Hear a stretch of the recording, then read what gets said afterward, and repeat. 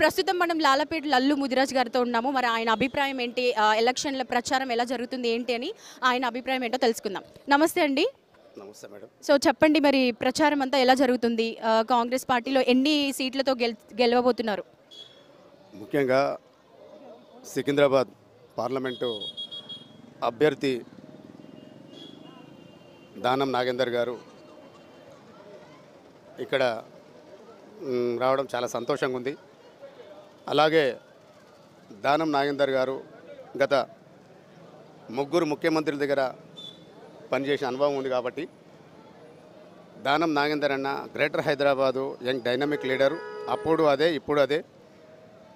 ఆయన గ్రేటర్ హైదరాబాద్లో ఖచ్చితంగా ఎవరికి ఏ అవసరాలు ఉంటాయి, ఆయన దాదాపు ముగ్గురు సీఎంల దగ్గర పనిచేసిన అనుభవం ఉంది కాబట్టి ఖచ్చితంగా నాగేందర్ అన్న రావడం, ఈ పార్లమెంటు సికింద్రాబాద్ పార్లమెంటు నుంచి అన్నకు టికెట్ రావడం చాలా సంతోషంగా ఉంది. అలాగే మేము ఈరోజు తార్నాక డివిజన్లో సికింద్రాబాద్ అసెంబ్లీకి సంబంధించి మన ఆర్ఎం సంతోష్ అన్న ఆధ్వర్యంలో ఈ మీటింగ్ జరగబోతుంది. భారీ ఎత్తున సికింద్రాబాదే కాకుండా పార్లమెంటుకు సంబంధించి, సికింద్రాబాద్ పార్లమెంటుకు సంబంధించి అన్ని ఏరియాల నుంచి కూడా కార్యకర్తలు వేలాది మంది తరలి రావడం జరుగుతుంది. రేవంత్ రెడ్డి అన్నకు ఇంతకుముందుకు కాంగ్రెస్ పార్టీ అసెంబ్లీ స్థానాలు ఏదైతే కట్టుబెట్టిందో ఇప్పుడు కూడా పార్లమెంటు స్థానాలు కూడా దాదాపు ఒక 13 నుంచి 14, 15 స్థానాలు కూడా కాంగ్రెస్ కైవశం చేసుకుంటుందని చెప్పి నేను ఆశాభావం వ్యక్తం చేస్తున్నా.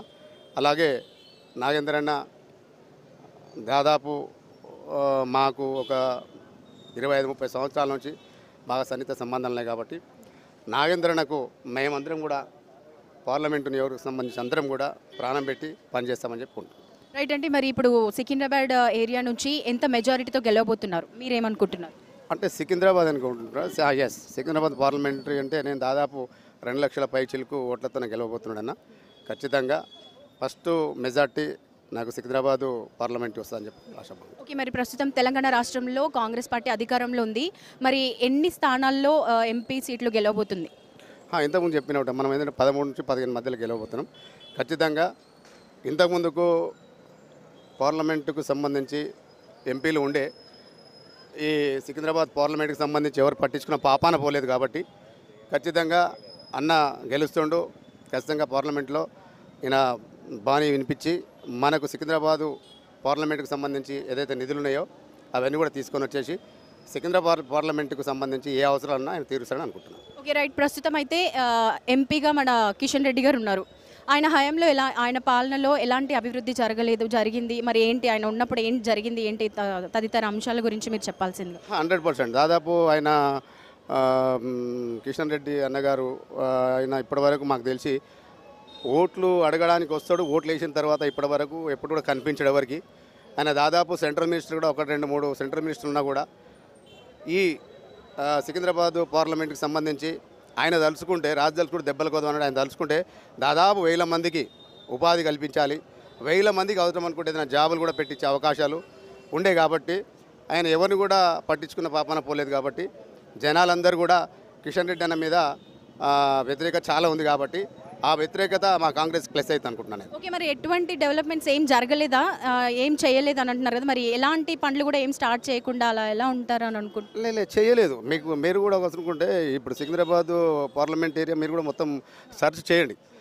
ఎక్కడ ఈ సికింద్రాబాద్ పార్లమెంట్ ఏరియాలో ఎక్కడ చూసినా కూడా చాలా ఫ్లైఓవర్స్, ఇప్పుడు సెంట్రల్కి సంబంధించి ఫండ్స్ ఏవైతున్నాయో ఆ ఫ్లైఓవర్స్ కానీ, రోడ్లపైన ట్రైన్లు పోవడం అట్లాంటి చాలా ఫ్లైఓవర్స్ కూడా ఉండాలి.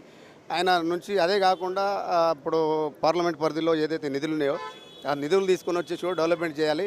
ఎక్కడ కూడా పార్లమెంట్ ఏరియాలో పలానా కిషన్ రెడ్డికి పని చేసినని చెప్పేసి ఎవరు చెప్పిన దాఖలాలు లేవు, ఎవరు చూపించిన దాఖలాలు అయితే లేవు. మీకు ప్రత్యర్థిగా ఎవరు ఉన్నారు? ప్రత్యర్థిగా అంటే మీకు ప్రత్యర్థిగా ఎవరు ఉండబోతున్నారు? ప్రత్యర్థిగా అంటే ఇంచుమించు ఏంటంటే 100% కాంగ్రెస్ పార్టీ దానం నాగేంద్ర గెలుస్తుండు. దాంతోపాటు ఏంటంటే కొద్ది గొప్ప బీజేపీ ఏదైనా ఉంటే పోటీ ఇవ్వచ్చు, అంతేగాని బీఆర్ఎస్ పార్టీ పోటీ ఇస్తుందని కాదు, అసలు మనం కలర్ కూడా అనుకోలేదు. మరి పిఎం ఎలక్షన్స్ కూడా ఉన్నాయి కదండి, రాహుల్ గాంధీ గారు పిఎం అయ్యే అవకాశాలు ఏమైనా ఉన్నాయంటారా? 100%. ఎందుకంటే మార్పు కోరుకుంటారు ఎప్పుడు కూడా. ఏంటంటే ఏ రాజకీయ పార్టీలు కూడా 10 సంవత్సరాల కంటే ఎక్కువ మనుగడలు ఉన్న చరిత్ర లేదు. అయితే ఇప్పటికీ 2 దఫాలుగా ఇప్పుడు నరేంద్ర మోడీ నాయకత్వం వరించింది కాబట్టి ఇప్పుడు ఈ టర్మ్ ఖచ్చితంగా మన రాహుల్ గాంధీ వాళ్ళ సొంటలు యంగ్స్టర్స్ కావాలని చెప్పేసి భారతదేశం కోరుకుంటుంది కాబట్టి వచ్చే అవకాశాలు. ఓకే రైట్ సార్, ఫైనల్గా సికింద్రాబాద్ ప్రజలకి మీరు ఏం చెప్పాలనుకుంటున్నారు? ముఖ్యంగా సికింద్రాబాదు పార్లమెంటు నియోజక ప్రజలందరికీ కూడా పేరు పేరున ధన్యవాదాలు తెలియజేస్తున్నా. నేను మన తెలంగాణ ముద్రా సంఘం అధ్యక్షుడిగా లాలాపేట లల్లి ముద్రాజ్ దాదాపు ఈ పార్లమెంటుకు సంబంధించి 3.5 నుంచి 4 లక్షల మంది ఓటర్లు ఉంటారు ముద్రాజులందరూ కూడా.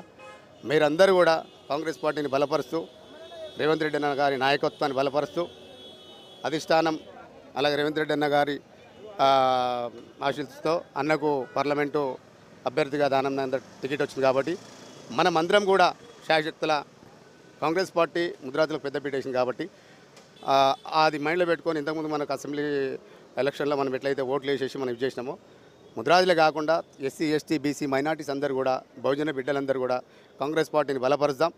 కాంగ్రెస్ పార్టీ ఈరోజు తెలంగాణ రాష్ట్రం వచ్చిందంటే అందరు స్వేచ్ఛగా హ్యాపీగా రెక్కలు వచ్చిన పక్షి లెక్క హ్యాపీగా ప్రశాంతంగా ఈ తెలంగాణ రాష్ట్రం ఉంది కాబట్టి ఇక ముందు కూడా మనం అలాగే ఉండాలనుకుంటే ఖచ్చితంగా కాంగ్రెస్ పార్టీకి ఓటేద్దాం. మనమందరం కూడా మరొకసారి మన ఎంపీ అభ్యర్థిని మన అన్నని బలపరుద్దాం.